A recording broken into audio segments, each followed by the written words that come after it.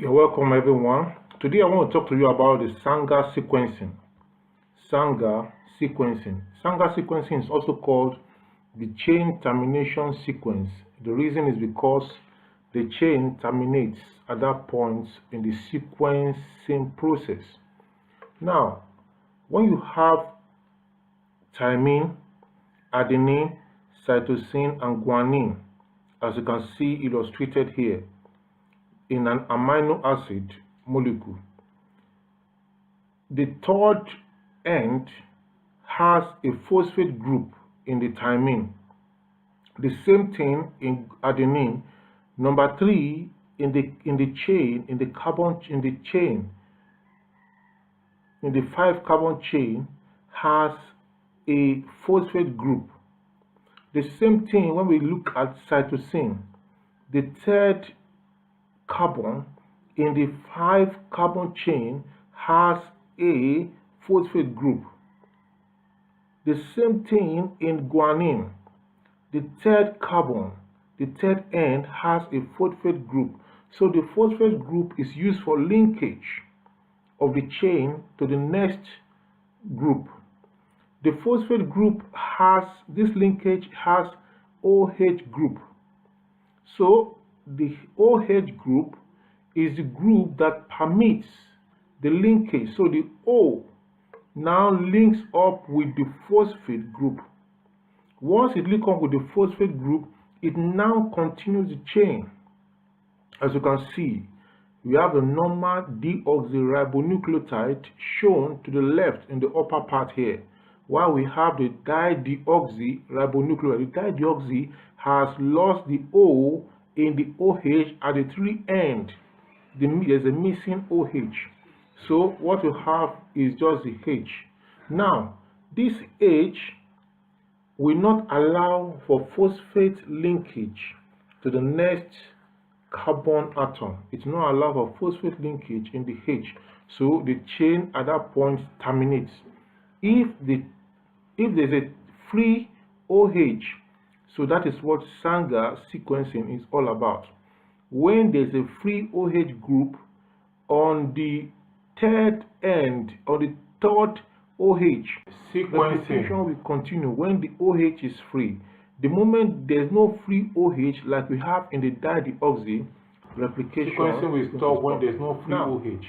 What is Sanger sequencing used for? Sequencing is done to identify and to know the sequence, the codons, and to get the codons that are coding for a particular DNA in an organism or in any cell. Now, when you do what is called PCR, before PCR, there are processes.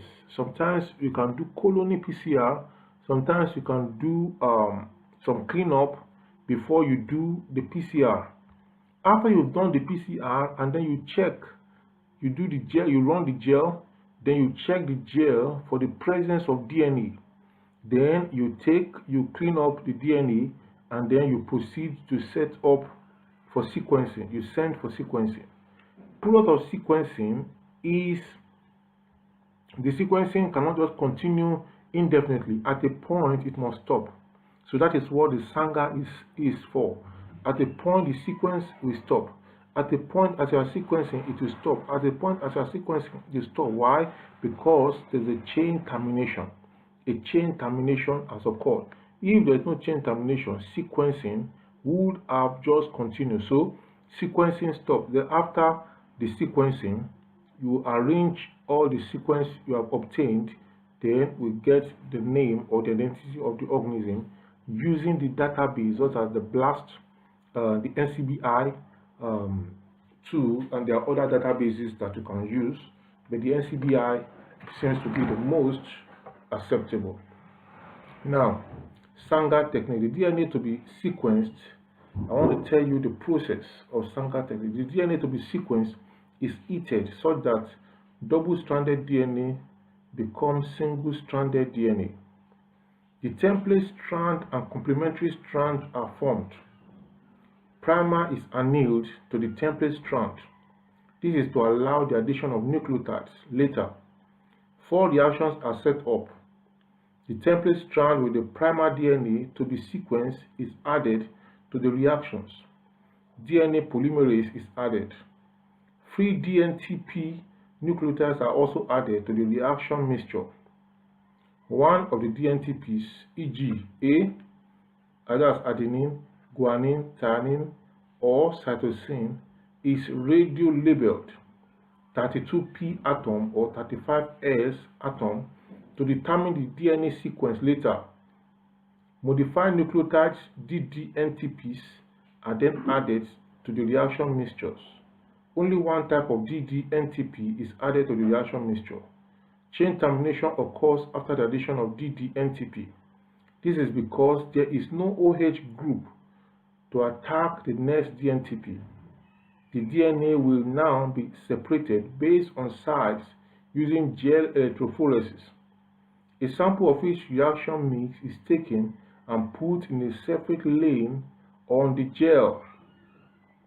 Polyacrylamide gel electrophoresis can separate polynucleotide chains differing in size by 1 nucleotide. Electric current passes during the electrophoresis process, and negative charge DNA moves towards positive charge electrode. Smaller fragments will move faster than larger fragments. The gel is dried and X-ray is taken. Labeled dNTP will appear on the X-ray film. The strands will separate and be distinct on the X-ray film based on the type of dideoxy added. So the dideoxy can be ddATP, it can be ddTTP, it can be ddCTP, it can be ddGTP.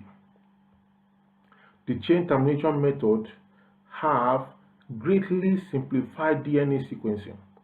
Chain termination based kits are commercially available that contain the reagents needed for sequencing, pre-aliquoted and ready for use. So this is a simple explanation of the Sanger sequencing. I'll go talk to you some other time. Bye for now.